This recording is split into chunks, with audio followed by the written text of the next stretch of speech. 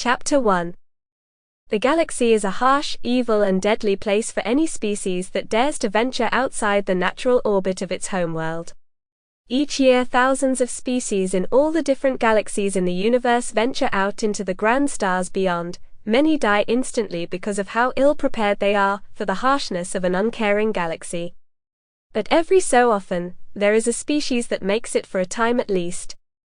Humanity was one of those them, with a little help from the Emperor's superhuman warriors, the Angels of Death and Hope. Dr. Catherine Taylor sat at her very posh, slate-gray metal desk that hovered carefully in front of her as she switched off her holographic computer in her bright white office. She wasn't too fussed about the intense brightness of the almost glowing white walls, but it was her home for the time being. She had to admit the little orbs of sheer light that hovered near the white ceiling was a great feature of the office, and it almost made her feel like she was back home on Earth with the glorious Emperor, a definite god amongst men, but she had work to do here. It had never ever mattered to Catherine how great the enviro systems cleared, purified and scented the recycled air with hints of walnut and mint.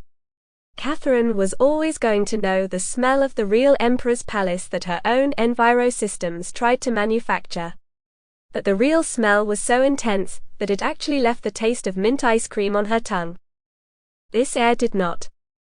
Instead, her mouth almost tasted dry with hints of oils, burnt ozone and iron forming on her tongue. It wasn't perfect, but she was just glad she was alive and safe and ready to work once more. Catherine had always liked all the names she had been given by the different worlds and solar systems that belonged to the great human empire. Some people called her Katie, but only her closest of friends, which were very few in number.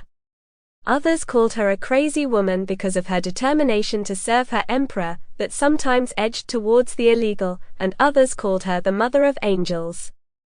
Catherine just smiled whenever she heard that name or reference aimed at her. Over 90,000 years ago, Catherine had helped the newly revealed Emperor of Humanity reunited Earth, and then they set towards claiming the stars for humanity. Even now Catherine didn't know why she exactly went along with the Emperor, but there was just something so charismatic, charming and godlike about him, that she just couldn't say no to him. And after all, she was a master of genetics, so she helped him to create the Angels of Death and Hope, and in a way she supposed, she helped birth a new kind of human, one that could protect humanity in a very deadly galaxy. Someone knocked on the metal door.